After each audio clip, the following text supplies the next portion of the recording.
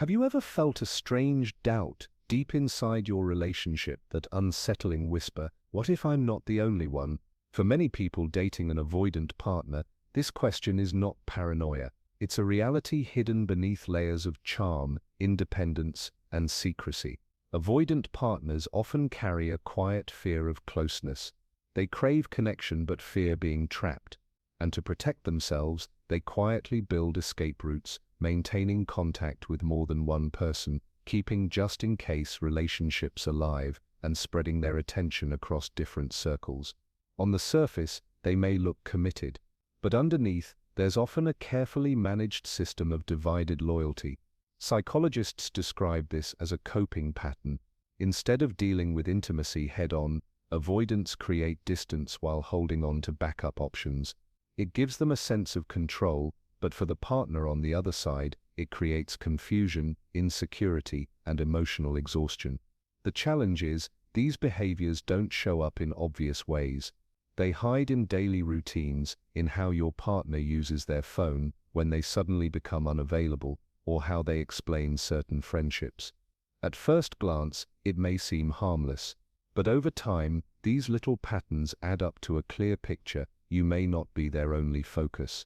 That's why recognizing the signs matters. Once you understand the behaviors linked with avoidant attachment, you can see the truth for what it is, not through accusations or suspicion, but through awareness. In this video, we'll uncover 6 clear signs that reveal when an avoidant partner is secretly keeping in touch with multiple people.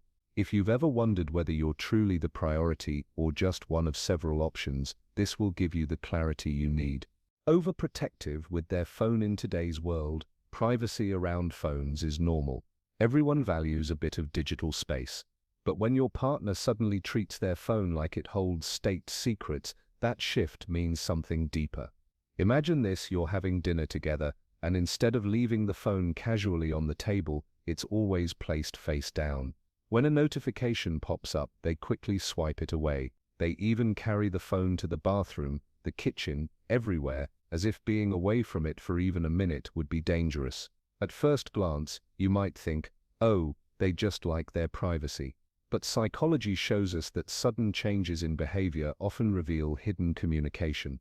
If your avoidant partner was once casual with their devices, but has now become hyperprotective, chances are there are conversations they don't want you to see. It's less about general privacy and more about controlled secrecy. As Søren Kierkegaard once said, the greatest danger that of losing oneself can pass off quietly as if it were nothing.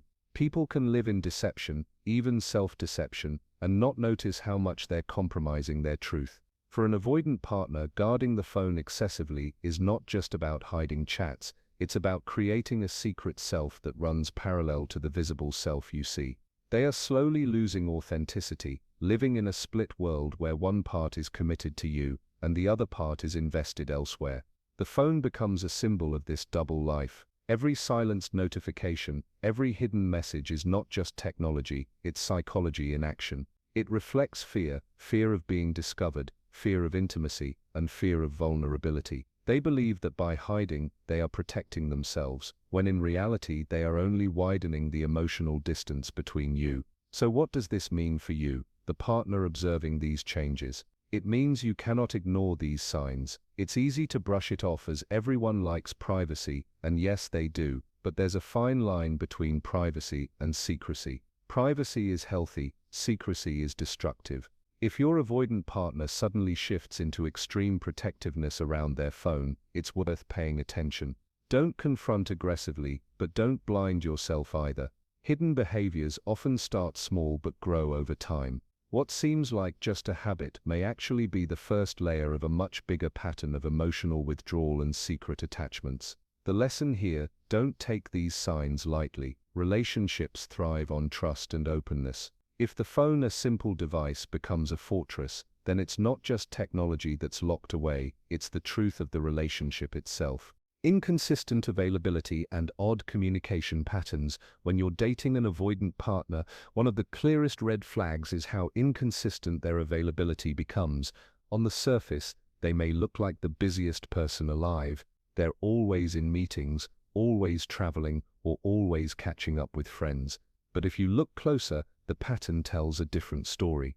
Avoidant partners often create odd communication schedules. They're unavailable when you're free, yet suddenly active when you're asleep, at work, or distracted. This isn't coincidence.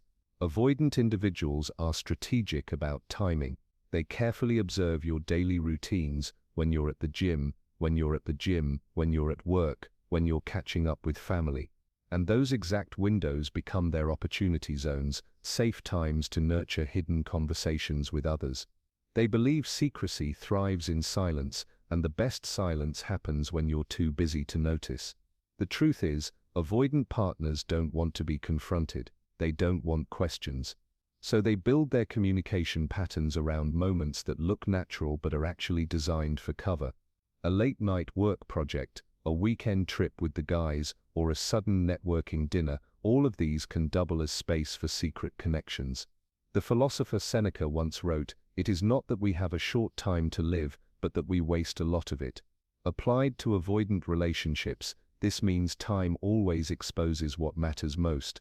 If your avoidant partner consistently has time for others, during odd hours, secret windows, or unexplained breaks, but never has time for you, it's not about lack of time, it's about chosen priorities.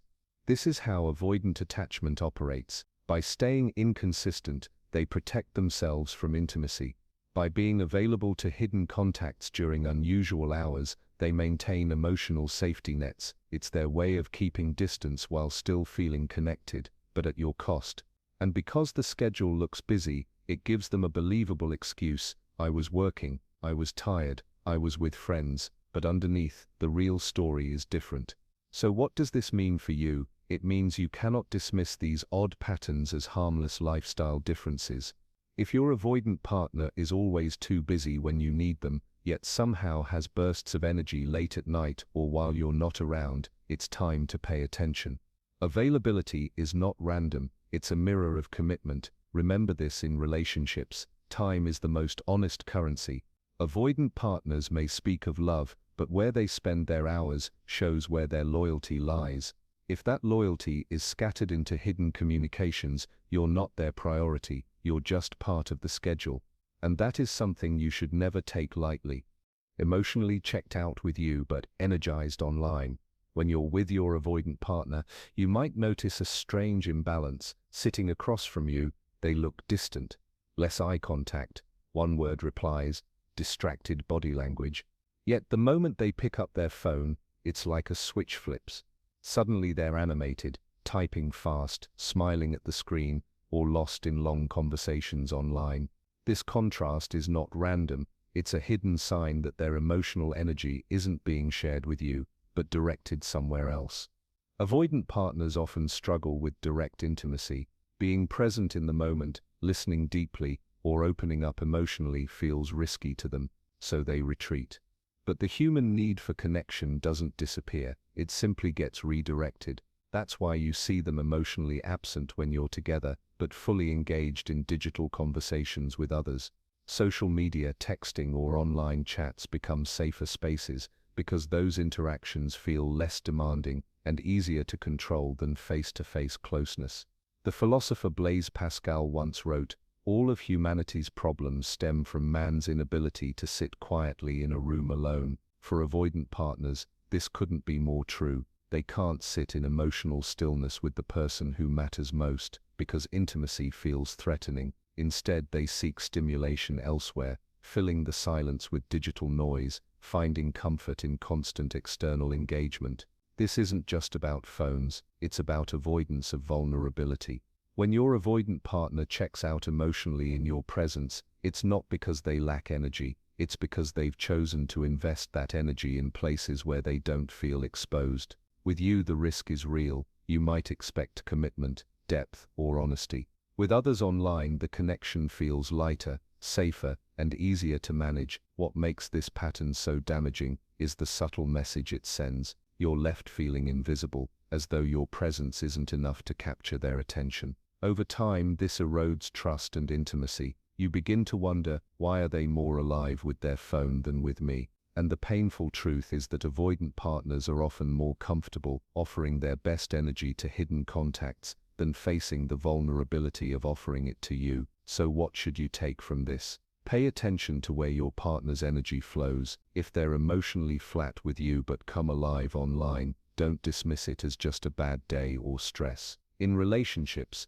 attention is love in action. An avoidant partner who invests their liveliness elsewhere is showing you, without words, where their priorities lie. Don't ignore this. Emotional withdrawal is not harmless. It's one of the clearest signs of divided loyalty. And if your partner's warmth is given to others while you get the silence, then you're not imagining things, you're witnessing avoidance in real time.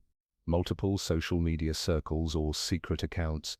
One of the clearest modern signs of secrecy in relationships is the way your avoidant partner uses social media. On the surface, everything looks normal. They post pictures with friends, share casual updates, maybe even include you in a few. But behind the curtain there's often another layer, hidden accounts, private circles or entire platforms you're not part of. A second Instagram for close friends, a private Snapchat that never pings when you're around, or even a TikTok where you're not on the follower list. For avoidant partners, these secret online spaces are more than just casual accounts. They're safe zones, places where they can maintain backup connections without the risk of being discovered. Unlike in-person secrecy, social media provides endless tools for compartmentalization. They can show you one version of their life publicly while investing emotionally in another version privately. And because these platforms are designed for interaction, it becomes easier for them to nurture conversations, flirtations, or emotional bonds outside the eyes of their primary relationship. The philosopher Jean-Paul Sartre once said, "Man is nothing else but what he makes of himself." In the digital age, this couldn't be more literal. For an avoidant partner, each secret account is a curated version of themselves, one that isn't shared with you. It reflects the part of them that wants to remain uncommitted, that wants to keep options open, that wants to control who sees what. By splitting their identity across different accounts, they maintain the illusion of freedom while hiding the reality of divided loyalty. This behavior reveals the psychology of avoidance in action.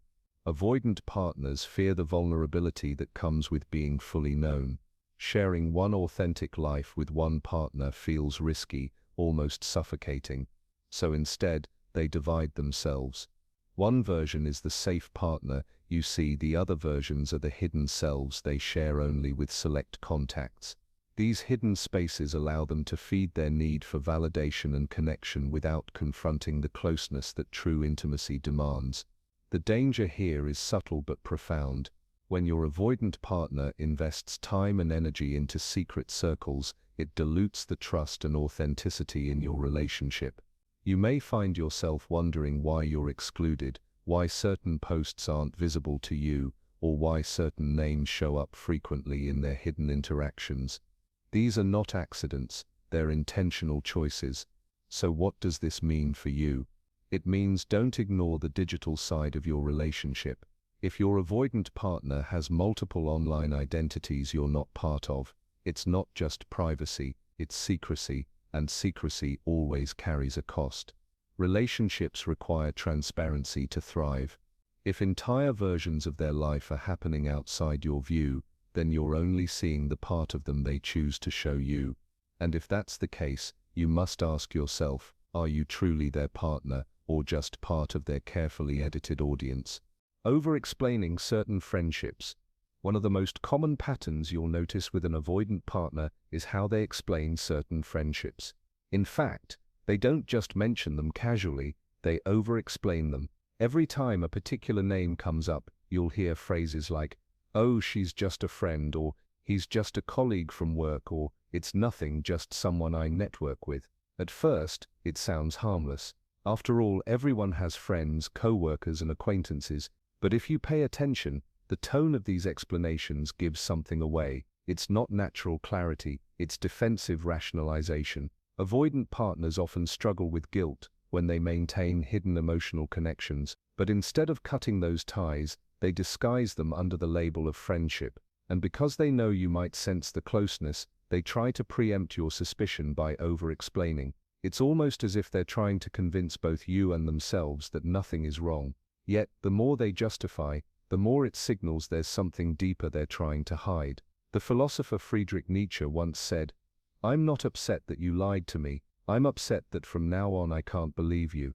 This quote perfectly captures what happens in these situations. When your avoidant partner keeps rationalizing certain friendships, they may not be lying outright, but the very act of over-explaining chips away at your trust. Because real friendships don't need constant defense. It's only when the bond crosses invisible boundaries that the justifications begin. For avoidant individuals, this is a coping strategy. They fear confrontation and they fear abandonment. So instead of being transparent, they create a framework of excuses. By calling a romantic connection just a friend or an emotional bond just a work buddy, they lower the risk of being challenged. In their mind, this reframing makes it safe. But in reality, it leaves their partner feeling confused, excluded, and increasingly doubtful. The danger is not in the word friend itself, but in the pattern. If your avoidant partner feels the need to consistently defend the same relationship, that's not coincidence. It's a sign of hidden investment. Maybe that friendship provides validation, emotional support, or even a backup option. Whatever the case, it's receiving more energy than the just a friend label suggests. So what should you take from this? Don't get distracted by the rehearsed explanations. Pay attention instead to the behavior. Does your avoidant partner light up when that person messages?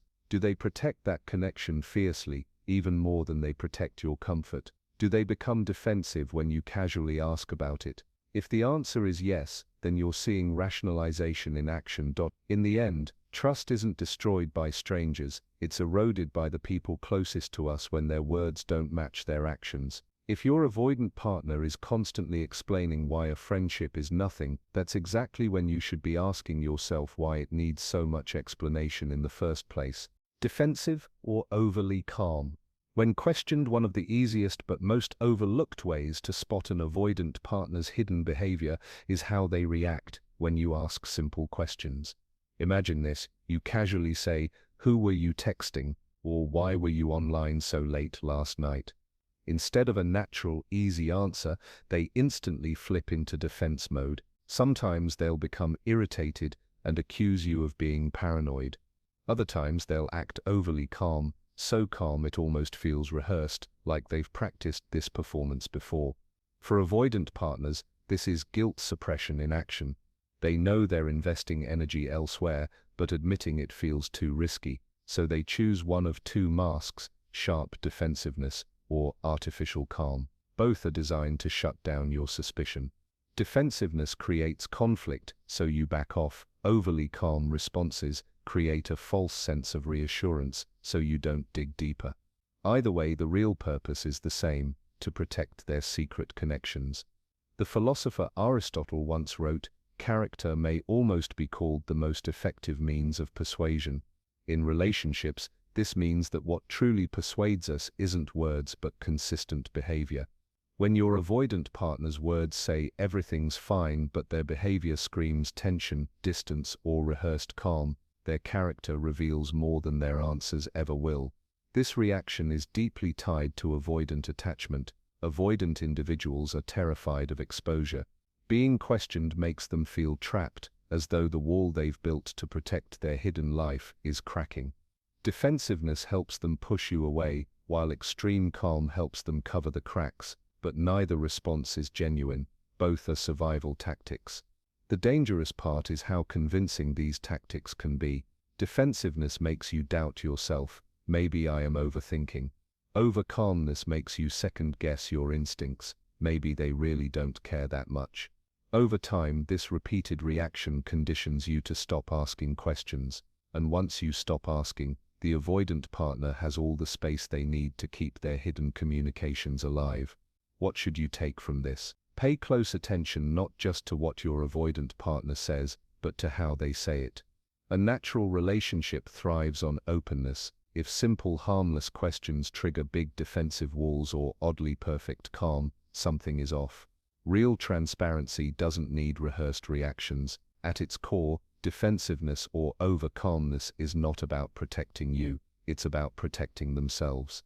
It's about keeping their other connections safe from discovery. And the more polished their reaction, the deeper the secrecy often runs. so don't dismiss it. If your avoidant partner reacts disproportionately, whether by snapping or by pretending everything is perfectly fine, recognize it for what it is, a shield, and shields are only needed when there's something worth hiding behind them.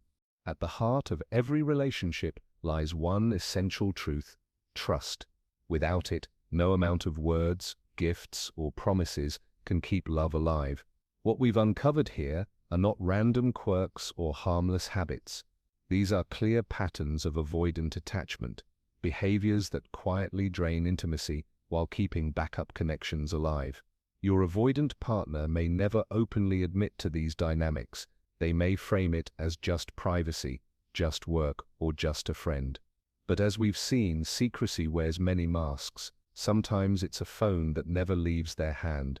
Sometimes it's odd availability at hours that don't match your life together. Sometimes it's online accounts you'll never be invited to, or friendships that require constant explanations. And sometimes it's simply the way they react when you ask a gentle question, with defensiveness or a suspiciously calm performance.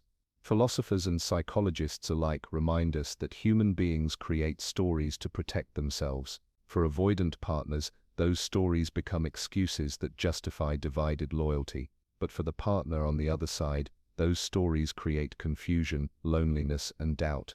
The lesson is simple: you cannot afford to dismiss these signs.